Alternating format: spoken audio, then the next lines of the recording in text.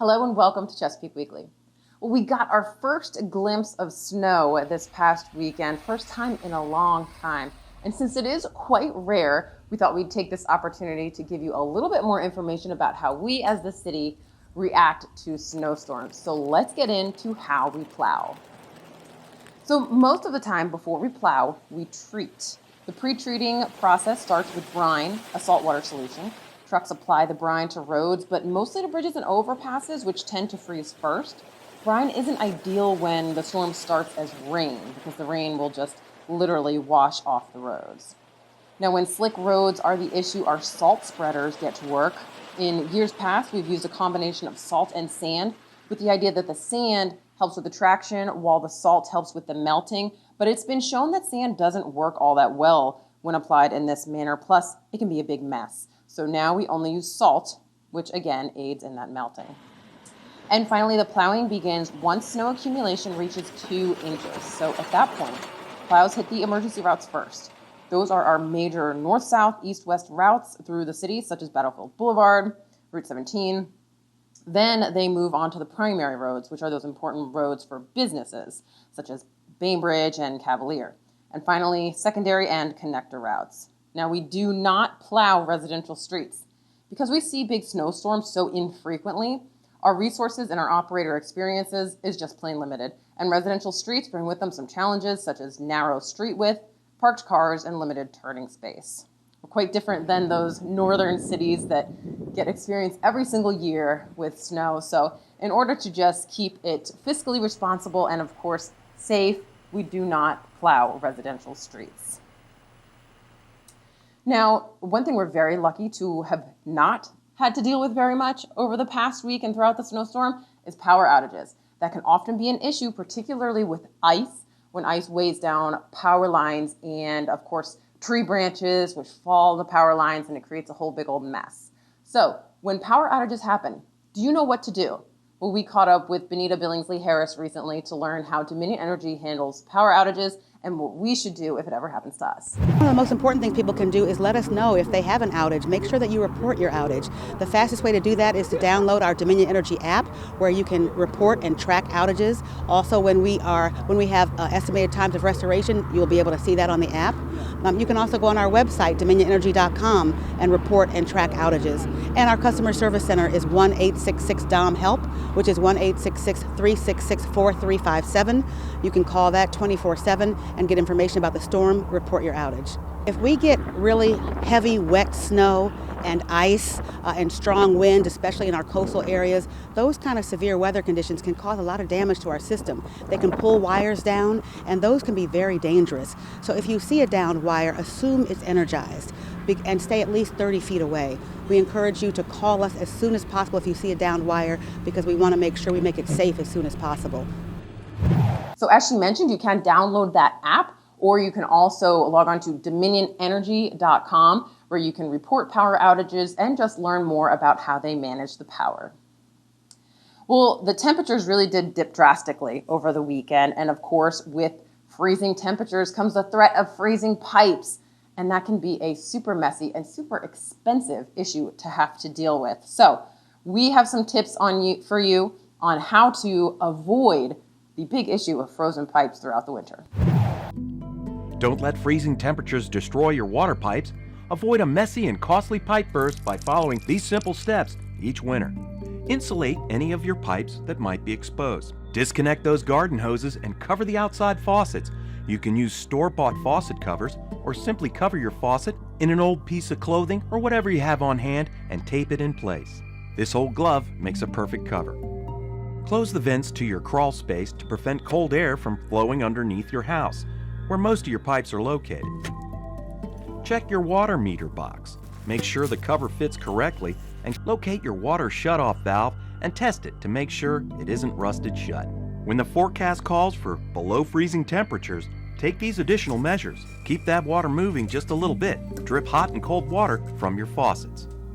Open the cabinet doors under your sink to allow warm air from the room to reach the pipes.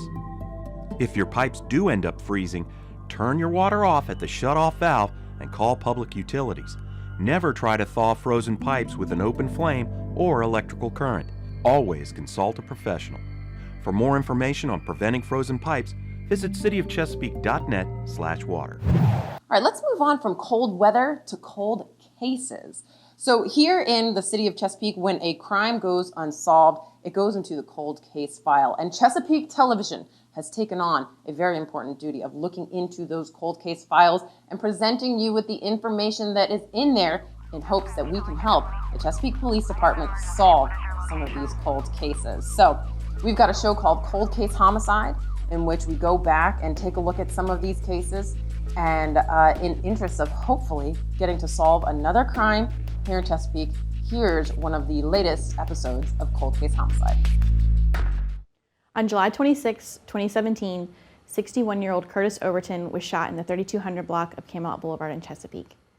At around 11 p.m. that night, Mr. Overton was driving his bright yellow Chevrolet Avalanche pickup truck in the 3200 block of Camelot Boulevard. Chesapeake police received a call for an injured person laying in the roadway at around 11:12 p.m. When officers and medics arrived in the area, they located Mr. Overton laying on the ground outside of his pickup truck bleeding. He was immediately transported to the hospital, where he later died as a result of several gunshot wounds. Mr. Overton lived in the Camelot neighborhood and was known by many neighbors to be a scrapper who often collected abandoned items left on the curb for trash pickup. He was also a handyman who advertised his services for landscaping, moving and hauling, scrap metal pickup, and some other small trades. Mr. Overton was well known in his community, and in speaking with those who knew him, he was well known for saying his favorite quote, "Keep it real." Following the crime, Chesapeake police received a few crime line tips, but none of those really gained any traction in the investigation. It's important for citizens to remember, though, that even though this crime happened years ago, tips can still be submitted to the crime line. Crime Line is an important resource for investigators because it allows potential witnesses who may not feel comfortable speaking to police or who want to provide information anonymously a means of communication to provide that information that may help solve the case. The downside, though, is that due to the anonymous nature, police can't speak to that potential witness and ask further questions. So when submitting a tip, it's important for citizens to remember to include as much information as possible. Things like the suspect's physical description, their identity or place of residence if known, description of any vehicles that may have been involved, and even motive if someone believes they have sufficient information to bring to light what the motive for that crime may have been. My name's Detective Robert. I work with the Chesapeake Police Cold Case Homicide Unit, and we're always looking for the public's help in solving these crimes. Any information that can be provided can really help make the difference in closing an unsolved case and bringing closure to a family and the community. So we have over a dozen episodes of Cold Case Homicide, and you can find them all at youtube.com/Chesapeake Television. And if you have any intel on an unsolved crime, even if you don't know if it's going to be valuable to the case, any information has the potential to be super valuable. So please do reach out. You can call 1-888-562-5887, or you can email coldcase@cityofchesapeake.net. And while we're talking police, do you know what it takes to become part of the Chesapeake Police Department team? Well, there's all sorts of training that goes into it. And of course, some of that training is classroom-based, but a lot of it is out there in the field, action-packed.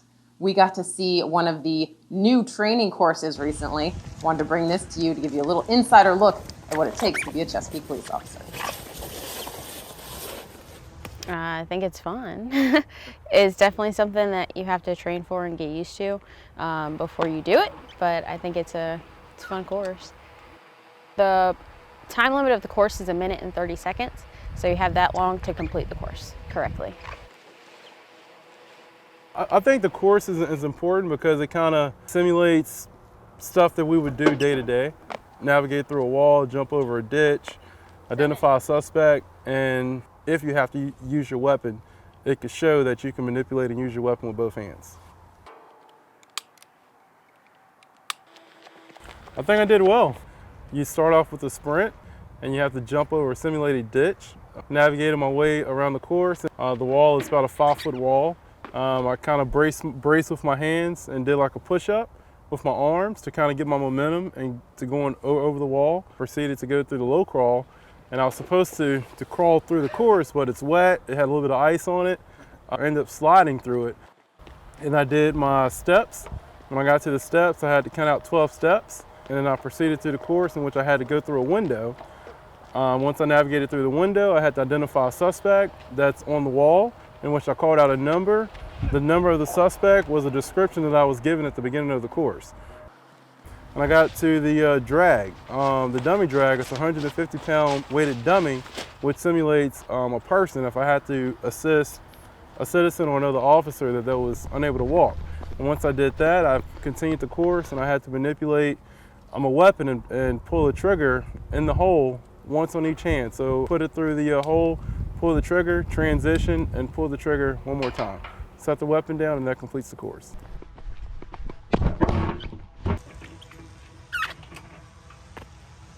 So I'm short, so the wall is definitely a challenge, but it's doable.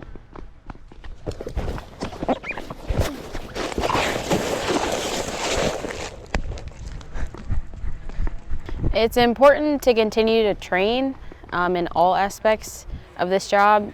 Just because you finish the academy doesn't mean that your training stops. There's always classes and other training that you can go to. There's also an academy gym here, so training is definitely an important aspect in the job. And before we go, we want to remind you that just like we saw this past weekend, emergencies, weather related or not, can happen at any time. And if an emergency happens, are we as a city able to reach out to you to help you understand what's going on? We sure do hope so. And in order to do that, you have to be signed up for Chesapeake Alert. So Chesapeake Alert is a very easy system to sign on to. You can choose how you're contacted and when. You can get contact via email, text, phone call, and you can choose what we contact you about. So perhaps you only want to be contacted about emergencies. That's fine. Maybe you want to add a few things in there, like travel advisories or even Parks and Rec information. There's lots of options in there with Chesapeake Alert, so we do hope that you'll take the time now to go in there and make your own profile and choose how and when we can contact you. To do that, just visit cityofchesapeake.net/Chesapeake Alert. Well, that's all we've got for you for this week. Next up, you'll take a little peek at what's coming up this week in Parks, Recreation, and Tourism. And until next week, I hope you have a great one. See you again.